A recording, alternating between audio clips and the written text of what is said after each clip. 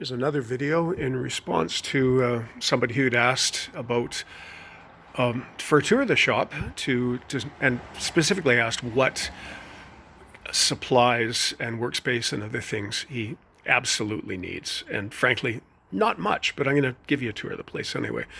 It's my shop door with my shingle, as they call it, my brass plaque. And this was my grandfather's shop from 1920 until 1962, because he had the same retirement plan that I do. He collapsed and died at his workbench.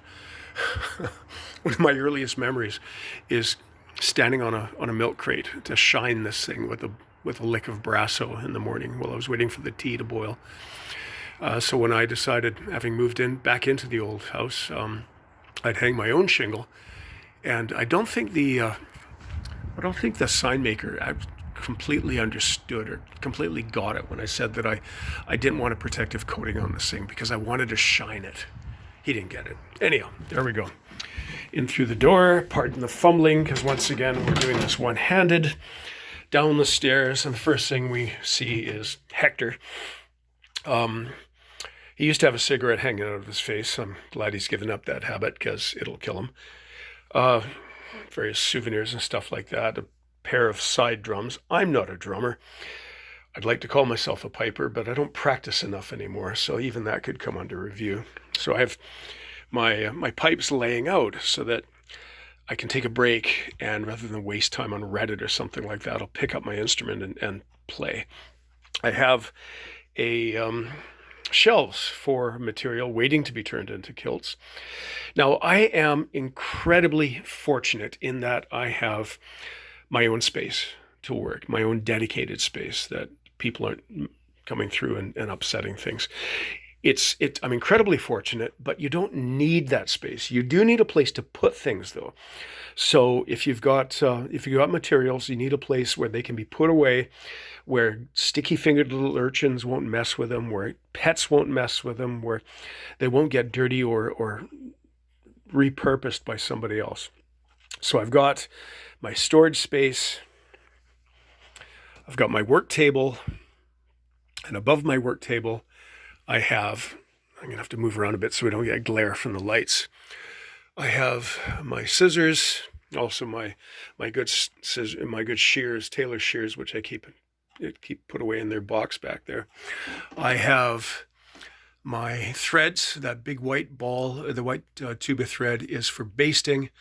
I've got various colored threads. I have silk buttonhole thread elsewhere, but there we go. I have an extendable magnet for picking up needles and pins that I've dropped. I've got a cleaning rod for a shotgun. God knows how long that's been there because I haven't owned a gun for years, firearm for years.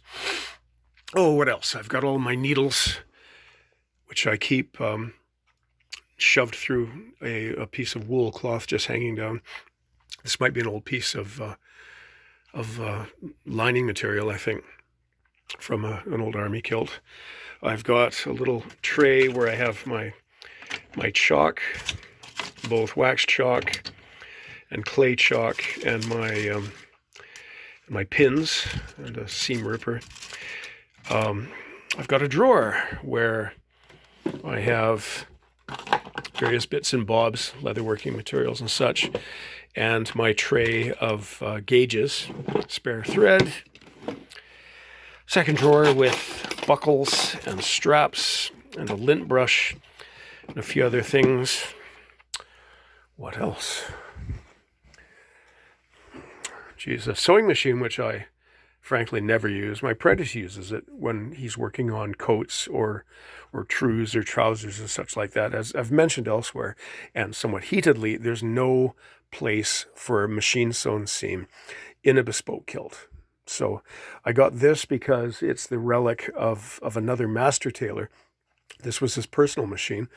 Pardon me, it's a Singer, and from the serial number, this thing was made in about 1905, I think. So I saved it from the late fellow's house because they were about to pull the house down, and it was either I was going to take it home or it was going to go to the dump, and I couldn't allow that to happen. So it sits there, frankly, gathering dust because, again, my apprentice uses it when he's the only one who uses it, and only when he's working on trousers, trews, or coats as such.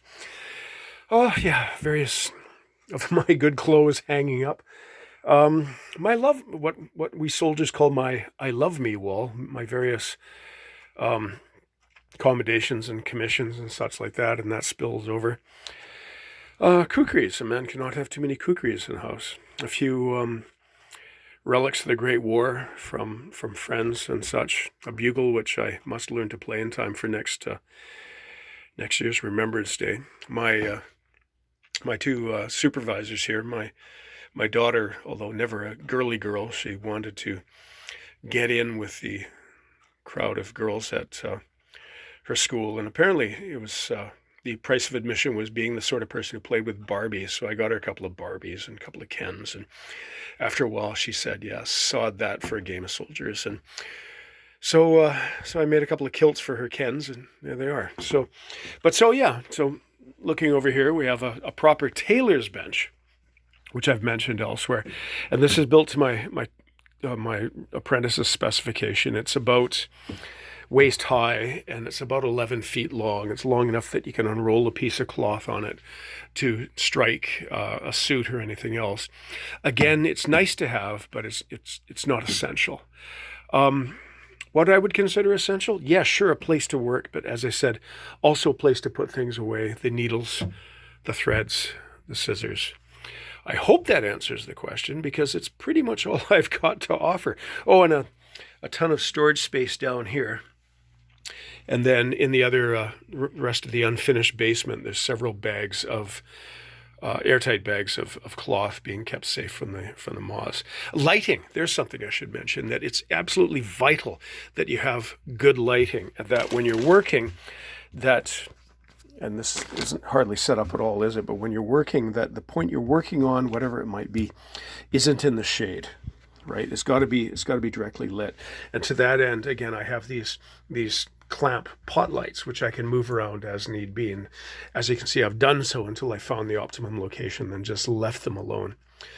There we are. It's, again, a woefully underproduced, non-produced, and no production values at all. But there we go. There's my setup. And again, what do I consider vital? A work table and a place to put things. That's pretty much it.